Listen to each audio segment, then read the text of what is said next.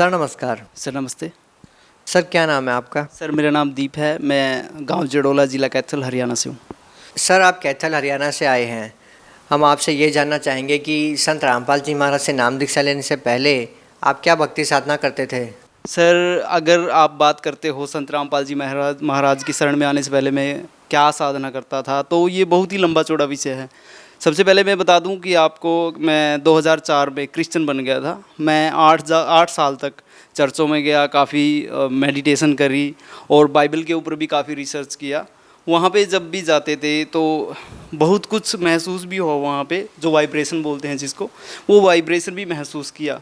उसके बाद क्या हुआ, मैं एक बुद्धिस्ट के संपर्क में आया। उन्होंने मुझे बताया कि बुद्धिज़्म क्या होता है, आत्मा क्या होता है, परमात्मा क्या होता है, आत्मा और परमात्मा का कोई रिलेशन है या नहीं है, आत्मा और परमात्मा है या नहीं है।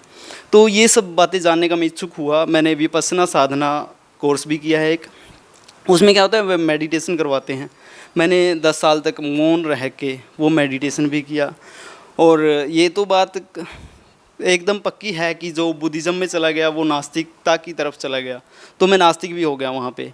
1 डेढ़ साल में नास्तिक भी रहा, और जो भी मेरे सामने परमात्मा और आत्मा की बात करता, उनको मेरा एकदम सटीक जवाब होता। पता नहीं कहाँ से वो तर्क वितर्क करने की शक्ति अंदर से उमड़ के आ जाती। मैं 1 मिनट में ये बोल देता था, ना आत्मा ना परमात्मा, और ना इनके बीच में कोई रिलेशन अगर होते भी हैं तो। सर आप संत रामपाल जी महाराज से कब जुड़े? सर जैसा कि मैं आपको बता चुका हूँ, मैं बहुत ज़्यादा भटक रहा था, क्योंकि मेरी अंदर वो तलब थी, मेरी आत्मा के अंदर वो तलब थी कि मैं परमात्मा को देखूँ अगर होता है तो। और हमारे एक भगत जी हैं पेहोवा से, जो धनी रामपुरा गाँव के हैं, श्री रामदास जी, जो आज मेरे ससुर जी हैं। वो 1.5 साल तक मेरे पास आते रहे। मैं आयल्स पढ़ाता हूँ पेहोवा के अंदर। तो उन्होंने मुझे बताया कि आत्मा क्या होती है, परमात्मा क्या होती है और सच्चा ज्ञान क्या है। 1.5 साल तक उन्होंने मुझे समझाया, और मैं वही व्यंग कसता था जो एक नास्तिक होने के नाते कसने चाहिए। मैं उनको एकदम से ये बोल देता था, ना आत्मा ना परमात्मा। काफ़ी कुछ उन्होंने मुझे बताया कि सच्चे गुरु की क्या पहचान होती है हमारे वेद शास्त्रों के अंदर, क्योंकि अब तक मैं वेद शास्त्रों को निराधार मानता था। मैं सोचता था ये वेद शास्त्र जो भी हैं वो पर्सनल एक्सपीरियंस है लोगों के, वो अपनी तरफ से कुछ भी लिख दिया सो लिख दिया, हो गया बस वो। लेकिन मुझे बाद में पता चला कि जो वेद शास्त्र हैं वो सही हैं। सर आपने संत रामपाल जी महाराज से नाम दीक्षा कब ली? सर 5 जुलाई 2015 की बात है, जब मेरी आत्मा ने एकदम मुझे गवाही दी कि आज नाम ले लेना चाहिए। तो मैंने अपने ससुर जी के पास, उन भगत जी के पास फ़ोन किया कि मुझे नामदान दिला दो। सर जैसा कि आपने बताया कि आपने जुलाई 2015 में नाम दीक्षा ली, लेकिन सर यहाँ पे एक आश्चर्यजनक बात ये है और सोचने वाली बात है कि नवंबर 2014 से संत रामपाल जी महाराज जेल में हैं, तो 2015 में आपने संत रामपाल जी महाराज से नाम दीक्षा कैसे ली? परमात्मा की शक्ति और पूर्ण संत की पहचान इसी से होती है कि उनके जेल में जाने के बाद भी 4, साढ़े 4, 5 लाख लोगों ने नामदान लिया है उनसे, और बहुत ही दया हो रही है सभी के ऊपर। मैं अगर कंपैरिजन करता हूँ कि पूर्ण संत क्या होता है और दूसरे संत क्या होते हैं, तो यहीं से पता चलता है। सबसे बड़ी बात यही है कि इतना विरोध होने के बाद भी वो जेल में हैं, फिर भी भक्त इतने उमड़ के आ रहे हैं, इतनी तादाद में आ रहे हैं, जो कि एक आम संत के बस की बात नहीं है। जो लोग प्रचार करते हैं, राम कृष्ण की कहानियाँ सुनाते हैं, उनके अंदर इतना अट्रैक्शन पावर नहीं होता। यही एक वो स्वरूप हैं जिनकी लोग तलाश कर रहे थे। बहुत बहुत लंबे अरसे से, पता नहीं कितने जन्म ऐसे ही गवा दिए हमने एक पूर्ण संत की तलाश में। सर देखिए, हरियाणा के जो लोग हैं कुछ ऐसे तथ्य या कुछ ऐसी धार्मिक बातें लोगों के सामने रखी हैं कि संत रामपाल जी महाराज को पहचानना उनके लिए मुश्किल हो गया है। आप उन लोगों को क्या कहना चाहेंगे? वो कैसे संत रामपाल जी महाराज जी को समझें, कैसे वो आगे बढ़े उन लोगों को चीरते हुए जो उनके रास्ते में रोड़ा है, या फिर ये समझे कि जो लोग उनके रास्ते में अड़े हुए हैं कि आपको संत रामपाल जी महाराज के पास इसलिए नहीं जाना चाहिए कि वो जेल में है या उनके ऊपर आरोप लगे हैं? आई जस्ट वांट टू से कि जो ज्ञान का प्रचार हो रहा है आज, मैं यही कहना चाहूँगा कि दूसरे गुरुओं का 3 महीने ज्ञान सुनिए। 3 महीने सुनने के बाद सिर्फ 3 दिन, मैं गारंटी देता हूँ कि सिर्फ 3 दिन इस संत का, यानी संत रामपाल जी महाराज का ज्ञान सुनिए। अगर आपको लगता है कि इस ज्ञान के अंदर प्रबल शक्ति है, यानी ये शास्त्रों के ऊपर खरा उतरता है, साथ में क्या कीजिए, हमारे गुरुदेव जी हैं संत रामपाल जी महाराज, ये शास्त्रों को खोल के बताते हैं कि किस पेज पे, कहाँ पे, किस चौपाई में क्या लिखा है। वो सब कुछ खोल के बताते हैं। अगर किसी को परखना ही है कि ज्ञान सही है या गलत है, तो सभी शास्त्रों को साइड में रखिए और जो भी सत्संग आता है हमारे गुरुदेव जी का, साथ के साथ उनको खोलिए, हमारे वेद शास्त्रों को, ग्रंथों को, और मिलान कीजिए। अगर वो उनकी ज़ुबान के ऊपर खरा नहीं उतरते, तो इसका मतलब ये है कि हमारे गुरुदेव जी संत रामपाल जी महाराज जो ज्ञान दे रहे हैं वो सही नहीं है। अगर सही है तो हमें बुद्धि मिली है, केवल इंसान को ही इतनी ज़्यादा बुद्धि मिली है कि अपने स्तर पे सोच सकता है। तो सोचिए और इनकी शरण में आइए। सर, आपने संत रामपाल जी महाराज से 1 साल पहले ही नाम लिया है, उनके जेल में जाने के बाद, और आपका संत रामपाल जी महाराज के प्रति इतना अटूट विश्वास, इतनी उनके प्रति श्रद्धा, एक अचंभित करने वाली बात है। तो सर, आपसे हम जानना चाहेंगे कि जो लोग ये सोच के संत रामपाल जी महाराज से नाम दीक्षा नहीं ले रहे कि वो जेल में है, सर उन लोगों के लिए क्या मैसेज है? सर, मैसेज तो हमारे गुरुदेव जी दे रहे हैं, संत रामपाल जी महाराज जी। हमारा लेवल जो है इतना नहीं है, हम बहुत ही तुच्छ लेवल के जीव हैं, हम संदेश नहीं दे सकते। हम तो सिर्फ हाथ जोड़ के प्रार्थना कर सकते हैं लोगों से कि भ्रमित ना हो, कंपैरिजन कीजिए। आपके पास बुद्धि है, अच्छी सोच है, एजुकेटेड हो आप, तो आप सभी अपनी एजुकेशन जो है उसके लेवल पे सोचिए, सामाजिक लेवल से सोचिए, आत्मिक लेवल से सोचिए। इन तीनों लेवल से सोचने के बाद जो आपको निचोड़ दिखता है उसी के ऊपर विश्वास कीजिए। और मैं दावा करता हूँ निचोड़ वही होगा जो मैंने महसूस किया है, जो मैंने परखा है। क्योंकि अगर चमत्कारों की बात करें तो हमारे गुरुदेव जी संत रामपाल जी महाराज बोलते हैं कि वो संत नहीं जो चमत्कार करें, और वो संत भी नहीं जिनसे चमत्कार ना हो। इनका लोग क्या करते हैं, हाथों में आग जला के दिखा देते हैं, कोई मंत्र फूंक देते हैं, उसमें आग लग जाती है, किसी का कुछ हो गया, सिर का दर्द ठीक हो गया, ये प्रत्यक्ष चमत्कार होते हैं। लेकिन हमारे साथ क्या होता है, प्रत्यक्ष तो बड़ी ही आसान बात होती है, अप्रत्यक्ष चमत्कार बहुत ज़्यादा होते हैं। हमारे गुरुदेव जी आज जेल में हैं तो भी कदम कदम पे हमें इतने चमत्कार मिलते हैं, इतने ज़्यादा चमत्कार मिलते हैं कि बखान नहीं किए जा सकते। सर, आपने अभी चमत्कार की बात की, लोग वास्तव में ये बात कहते हैं कि आपने चमत्कार की बात की, लेकिन हमारे को चमत्कार ही लग रहा है कि आप एक अध्यापक हैं, पढ़ाते हैं, और आपने एक ऐसे संत से नाम दीक्षा ली है जो जेल में है, और जेल में भी हैं तो देशद्रोह के आरोप में। उसके बावजूद आपने संत रामपाल जी महाराज से नाम दीक्षा ली। सर, क्या आपको कभी लगा कि आपने एक ऐसे संत से नाम दीक्षा ली है जिस पर देशद्रोह के आरोप लगे हैं, जिसके खिलाफ शासन है, प्रशासन है, पूरा सिस्टम जिसके खिलाफ है, एक ऐसे संत से आप जुड़ने जा रहे हैं? अगर हमारा कुछ बिगड़ रहा है तो हमारा समाज कभी भी हमारे साथ नहीं खड़ा होता। अगर हम सही जा रहे हैं तो बहुत सी अटकलें लगाते हैं रास्ते में, बहुत से रोड़े अटकाते हैं। इसी तरह मेरे साथ भी हुआ। सबसे पहले अगर मैं बात करूं अपने घर की, मेरे पिताजी बहुत बड़े शराबी थे। वो रात को तो क्या, सुबह सुबह भी ऊपर जाते, छत के ऊपर एक रसोई है उसके अंदर जाते और शराब का पैग मारते थे। तो उनका विरोध सबसे पहले मेरे सामने आया। वो बोलते थे, एक दिन तो ऐसा हुआ कि या तो आप घर छोड़ दो या मैं छोड़ दूंगा। नाम दीक्षा लेने के बाद जब मैंने नाम दीक्षा ले लिया तो इतना ज़्यादा विरोध ऑटोमेटिकली हो गया, जबकि वो अनएजुकेटेड हैं, वो नहीं जानते, हमारे गुरुदेव जी के बारे में भी नहीं जानते थे कुछ भी। और बाहर समाज ने भी काफ़ी लोग जो मेरे संगत के थे, जिन बैठता उठता खाता पीता था और पार्टियों में भी जाता था, काफ़ी बातें करते थे, हम बैठ के सारी सारी रात निकाल देते थे। उन्होंने बहुत ज़्यादा विरोध किया मेरा कि क्या कर रहा है, क्या कर रहा है, वो तो ऐसे बोलता है, ऐसी वाणी है उनकी। गुरुजी के बारे में, हमारे गुरुजी के बारे में बोला। और सेम लैंग्वेज जब मुझे ज्ञान नहीं था, जब मैंने नामदान नहीं लिया था, मैंने बहुत कुछ गलत बोला था। सच्ची बता रहा हूँ, मैं इतना ज़्यादा गिरे हुए स्तर का व्यक्ति था कि आज मेरी आत्मा कांपती है उन बातों को सोच के कि मैंने क्या क्या बोला था।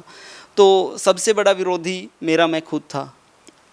इतना ज़्यादा विरोध था मेरे अंदर और उस ज्ञान के अंदर, ज्ञान में आने से पहले और ज्ञान में आने के बाद की अगर मैं कंपैरिजन करूं तो मैं उस जीवन को नाली के कीड़े के समान मानता हूं।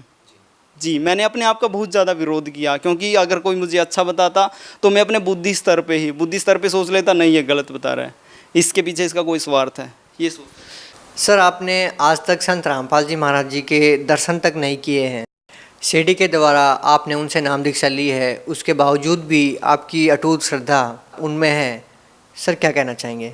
सर, अगर आप दर्शन की बात पूछते हो तो मैं अपने गुरुदेव जी के दर्शनों के लिए, संत रामपाल जी महाराज जी के दर्शनों के लिए रोहतक के अंदर गया हुआ था। वहाँ पे मुझे दर्शन हुए, और दर्शन होने से पहले मेरा इतना भाव था कि मेरे सामने अगर कोई मर गया तो भी मेरी आँख से पानी नहीं निकलता था कभी भी। उनके दर्शन करने के बाद मैंने क्या देखा कि इतना तेजस वो प्रकाश जिसकी प्रकाश की हम बात करते हैं, दूसरे संत प्रकाश की बात करते हैं, आँख बंद करने के बाद दिखेगा, उनके चेहरे से इतना ज़्यादा नूर झलक रहा था कि मेरी आत्मा रो उठी उस दिन। उस दिन मैं रोया, बहुत रोया, और काफ़ी पानी आया आँख से। मैंने दर्शन कर लिए वहाँ पे। और अगर आप बात करें अटूट विश्वास की, अटूट विश्वास का मतलब ये है कि आत्मा और परमात्मा का मिलन। जब आत्मा जागरूक हो गई, जब भूख लगी हमें और होश आए, तो हम खाने की तरफ दौड़ते हैं। इसी तरह हमारी आत्मा भी परमात्मा की भक्ति की तरफ दौड़ती है। तो काफ़ी विरोध भी हुआ, बहुत कुछ हुआ, लेकिन उसके बावजूद भी मेरा अटूट विश्वास बनता ही जा रहा है। सर, अभी तक हमने बात की आध्यात्मिक लाभ की। सर, बात करें आर्थिक और भौतिक लाभ की, तो आपसे जानना चाहेंगे कि संत रामपाल जी महाराज से नाम दीक्षा लेने के बाद आपको क्या अनुभव हुए हैं इसके बारे में। सर, 8 दिसंबर 2015 को मेरी शादी थी, और 3 दिसंबर 2015 की बात है, मेरे पेट में इतना ज़्यादा दर्द उठने लगा। वो दर्द पहले भी होता था, काफ़ी लंबे समय से होता था, लेकिन वो इतना तीव्र नहीं होता था जितना उस दिन उठने लगा।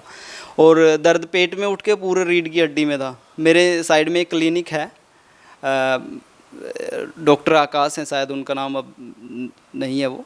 तो उनका एक कंपाउंडर है, वो मेरे पास आते थे, और मेरे और उनकी फ्रेंडशिप है काफ़ी अच्छी। उन्होंने पूछा कि उस दिन मैं चेयर पे बैठा था और ना ठीक से बैठ पा रहा था, मेरी आंखों से पानी टपक रहा था। उन्होंने पूछा कि सर क्या हुआ। मैंने बोला भैया ऐसी बात है कि मेरी रीढ़ की हड्डी में दर्द है और पेट में दर्द है। उन्होंने झट से बोला कि आपको पथरियाँ हैं, आपके पेट के अंदर स्टोन है। मैंने बोला भाई इलाज क्या है, क्योंकि 8 दिसंबर 2015 को मेरी शादी है और 5 दिन बाकी हैं, मैं क्या करूं। उसने बोला कि या तो आप ऑपरेशन करवा लो, या फिर इंजेक्शन लगवा लो, या फिर देसी इलाज चला लो। मैंने बोला इतना समय नहीं है मेरे पास, शॉर्ट में बताइए मैं क्या करूं। उन्होंने इंजेक्शन की राय दी, मैंने इंजेक्शन लगवाए। 2-3 दिन मैंने इंजेक्शन से निकाले। 6 दिसंबर 2015 की बात है, मैं लेटा हुआ था और मुझे पहला मंत्र और दूसरा मंत्र सतनाम मिला हुआ है। उनका जाप करने के बाद पूरे 10:15 बजे की बात है, मैं लेट गया और लाइट ऑफ कर दी। तो मैंने क्या देखा, खुली आंखों से मैंने देखा 4 लोग मेरे अगल बगल खड़े हैं। जो इस साइड वाला व्यक्ति था, सभी क्या थे, ग्रीन ड्रेस पहने हुए थे और मुंह पे मास्क लगा रखा था, जैसे डॉक्टर लोग ऑपरेशन के वक्त करते हैं। क्योंकि मेरी आत्मा बहुत कह रही थी कि हे परमात्मा, आप डॉक्टरों के डॉक्टर हो।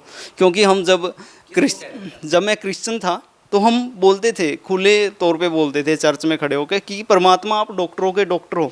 उस दिन मैं कह रहा था कि संत रामपाल जी महाराज आप डॉक्टरों के डॉक्टर हो। क्योंकि मैं उनके इंटरव्यू जब आते थे मैं काफ़ी सुनता था, और भक्तों के चमत्कार। मैंने एक दिन क्या सुना कि कैंसर ठीक हो रहा है। मैंने बोला ये तो बहुत मामूली सी बात है, अगर कैंसर ठीक हो सकता है इन परमात्मा की शरण में आने से। तो मैं आत्मा से बिल्कुल आवाज़ कर रहा था उस दिन कि परमात्मा मेरा ये छोटा सा रोग है, ठीक कीजिए इसको, आप तो ऑपरेशन भी कर सकते हो, आप तो डॉक्टरों के डॉक्टर हो। तो मैंने क्या देखा कि 4 लोग मेरे अगल बगल खड़े हैं, और जो सामने वाला व्यक्ति है उसने अपने मुँह से मास्क उतारा। मास्क उतारने के बाद मैंने क्या देखा, ध्यान से देखा, वो संत रामपाल जी महाराज हैं और मुस्कुरा रहे हैं मेरी तरफ देखते हुए। देखते देखते एक हाथ लंबा उन्होंने खंजर निकाला।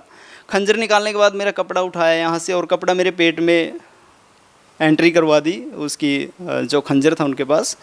और मुझे काफ़ी दर्द हुआ, मुझे ऐसा आभास हुआ कि मैं कट गया। कटने के बाद मैं बेहोश हो गया। काफ़ी देर बाद, पता नहीं कितनी देर बाद, मैंने टाइम नहीं देखा, कितनी देर बाद मुझे होश आया। जब होश आया मैंने क्या देखा कि हमारे गुरुदेव जी सफ़ेद कपड़े में इतने पत्थर हाथ में लेके और मुस्कुराते हुए निकल गए। वो दिन है सर, वो दिन है और आज का दिन, मुझे उस दर्द नाम की चीज़ भी नहीं है मेरे अंदर। और दूसरे चमत्कार की अगर बात करूं तो 20 जनवरी 2016 की बात है। मैंने अपने कॉलेज जाना था, नीलोखेड़ी पास में ही है, 40 किलोमीटर के आसपास है। तो कॉलेज जाना था मेरे, एकदम मैं जाप कर रहा था सुबह उठ के 6 बजे, क्योंकि मेरी आदत थी पहले, अब तो मैं चलते उठते बैठते हर टाइम करता हूँ। मेरी आदत थी कि बैठ के जाप करना। बैठ के जाप करने से क्या हुआ, मेरे एकदम आवाज़ आई, मुझे बहुत तेज़ आवाज़ आई कि दीप आज बाइक मत लेके जाना, दीप आज मोटरसाइकिल मत लेके जाना। तो मैंने अपनी भक्तमती को बताया कि ऐसे ऐसे आवाज़ें आ रही हैं। तो उन्होंने बोला कि ठीक है बाइक मत लेके जाना। मैंने पास का जो एक कस्बा है, डांड बोलते हैं जिसको, डांड अपनी बाइक खड़ाई और बस में चला गया। उस दिन परमात्मा की ऐसी रजा हुई मेरे ऊपर कि मेरे सांस से जो जाप है, सतनाम मंत्र बोलते हैं जिसको, वो बिल्कुल भी जुदा नहीं हो रहा था, एकदम चल रहा था। जैसे सांस चल रही है वैसे ही मंत्र भी चल रहा था। तो मैं अपने कॉलेज गया, कॉलेज से अपने डॉक्यूमेंट्स लिए, और जैसे ही सड़क क्रॉस करने लगा तो एक बाइक आई, उसके ऊपर एक सरदार जी बैठे थे, उनकी मिसेज थी और एक बच्चा था। इतनी ज़ोर से मेरे यहाँ टकराई मेरी टांग के ऊपर टकराई कि मोटरसाइकिल का हेड टूट गया एकदम। हेड टूटने से बहुत तेज़ आवाज़ आई और हम चारों सड़क पे गिर पड़े। वो तो शुक्र है परमात्मा का उस टाइम पीछे से कुछ नहीं आया, नहीं तो पता नहीं क्या होना था। तो क्या हुआ, मैंने खुद उठ के बाइक उठाई और आसपास के जो लोग हैं वो बोल रहे थे कि टांग टूट गई, लड़के तेरा गर्म खून है, टांग टूट गई। मैंने बड़ी ज़ोर से टांग को झटका वहीं पे और देखा सिर्फ मेरे कपड़े धंसे हुए थे। मैंने कपड़ों को साफ करा और चल पड़ा मैं। दूसरा चमत्कार ये है, एक अभी 7-8 दिन पहले की बात है, मैं इंदौर के अंदर जॉब करता हूँ अब। तो मैं सड़क के किनारे चल रहा था, पीछे से एक गाड़ी बगैर हॉर्न बजाए पीछे से आई और मेरे यहाँ टकरा गई। मैं अपने कदम से एक कदम भी आगे नहीं बढ़ा, वहीं पे घूम गया। घूमने के बाद क्या हुआ, गाड़ी की तरफ ही मेरा मुंह हो गया। तो मैंने उनको बोला हॉर्न नहीं है क्या? उस टक्कर से मैं झाड़ियों में जाके गिरना था या नुकसान होना था, मेरा बहुत ज़्यादा चोट लगनी थी। मैं वहीं खड़ा होकर घूम रहा हूँ, ये चमत्कार नहीं तो क्या है सर? सर, संत रामपाल जी महाराज से नाम दीक्षा लेने वाले ऐसे ही लाखों श्रद्धालु हमें मिले हैं और बताते हैं अपने चमत्कार। लेकिन उसके बावजूद भी एक ऐसा संत अपने अनुयायियों को आध्यात्मिक, शारीरिक, भौतिक लाभ देता है, उस संत के ऊपर देशद्रोह जैसे आरोप लगाना, 2 साल तक बेवजह कारावास देना, इस सिस्टम की गलती है, शासन की गलती है, या क्या है ये चीज़ जो एक संत को 2 वर्षों से बेवजह, बगैर किसी तथ्यों के, बगैर किसी प्रमाण के जेल में डाले हुए हैं? वही दूसरी तरफ आप श्रद्धालु 1 साल से जंतर मंतर पे बैठे हैं। वहीं आप लोगों का कहना ये भी है कि आप 10 साल से सीबीआई से जांच की मांग कर रहे हैं। सर, ये क्या चीज़ें हैं जो आम समाज समझ नहीं पा रहा है, या जागरूक नहीं हो पा रहा है, या आप लोग समाज को समझा नहीं पा रहे? क्योंकि इस समाज में ऐसा होना, जबकि 21वीं सदी चल रही है, लोग जागरूक हो सकते हैं यदि आप चाहें। सर, क्या कमी रह गई है कि आप लोग समाज को समझा नहीं पा रहे, या सरकार का जो तानाशाही रवैया है वो आप लोगों पर हावी हो रहा है? देखिए, मैं आपको बता देना चाहता हूँ कि सरकार और जो नकली सांप्रदायिक नेता यानी धर्मगुरु जो नकली बने बैठे हैं, उनकी मिली भक्ति है ये, इसलिए वो जेल में है। हमारे दिमागों के ऊपर इतनी ज़्यादा मोटी परत चढ़ा रखी है कि तोड़ते हुए भी नहीं तोड़ पा रहे हम। बहुत कोशिशें करते हैं लेकिन उनका बुखार जो है वो नहीं उतर रहा। वो कैसे उतरेगा? दवाई लेने से, सही डॉक्टर से दवाई लेने से। सही डॉक्टर सिर्फ रामपाल जी महाराज हैं इस दुनिया में, और कोई नहीं। लेकिन सर, कमजोरी यही है कि जो संत डॉक्टर है लाखों हजारों लोगों को ठीक कर रहे हैं, सरकार की करोड़ों रुपए की योजनाओं के बाद भी सरकार जिन योजनाओं को लागू नहीं कर पाती, जैसे कि दहेज उन्मूलन, जैसे कि नशा, जिन चीज़ों पर सरकार करोड़ों रुपए खर्च करने के बाद भी इम्प्लीमेंट नहीं कर पाती, जबकि संत रामपाल जी महाराज केवल अपने वचन मात्र से उन चीज़ों को इम्प्लीमेंट कर रहे हैं। एक ऐसा संत जेल में है, आखिर हानि किसको हो रही है? सरकार को, जनता को, या भक्तों को? प्रश्न यहाँ पे ये उठता है कि आखिर ये कब तक चलता रहेगा? यही सबसे बड़ी सोचने वाली बात है कि इतना लाभ देने के बावजूद भी, इतने ज़्यादा चमत्कार करने के बावजूद भी, इतनी ज़्यादा योजनाओं को मात्र शब्द मात्र से ही लागू कर देने वाले संत आज जेल में है। यही सबसे बड़ी सोचने वाली बात है। विडंबना यही है कि लोग जो हैं आज भी उनका नाम लेना, उनके सत्संग सुनना पसंद नहीं करते। तो जो परत की मैं बात कर रहा था, इतना ज़्यादा पट्टियाँ पढ़ा रखी हैं लोगों को, इतना ज़्यादा सिखा रखा है, इतना ज़्यादा उनके वशीभूत हो चुके हैं लोग कि वो नहीं जा पा रहे उस साइड, उस प्रथा को जो चलती आ रही है। वो क्या कमजोरी है? कहाँ पे आपको लगता है कि सिस्टम में कहाँ कमजोरी है? आखिर आप लोग नहीं समझा पा रहे हैं, या लोग नहीं समझ रहे? क्या कारण है कि एक संत के और एक समाज के, जिनको संत की सबसे ज़्यादा ज़रूरत है, उनको इतना दूर कर दिया गया है? एक बहुत बड़ा गैप बन गया है, एक अलग ही धारणा समाज में बन गई है। जो संत कुछ दिन पहले तक हिंदुस्तान ही नहीं बल्कि पूरे विश्व के धर्मगुरुओं को ज्ञान चर्चा के लिए आमंत्रित कर रहे थे, उस संत का अपने अनुयायियों से ही मिलना दूभर हो गया है। आखिर ये क्या है? किन लोगों ने ये दूरियां पैदा की? जी, अगर बात करें कि किसका रोल सबसे ज़्यादा है इसमें, तो मैं बताना चाहूँगा कि मीडिया जो है सबसे प्रभावी है इस टाइम। अगर समाज की बात करें, समाज में सबसे ज़्यादा प्रभावी मीडिया होता है।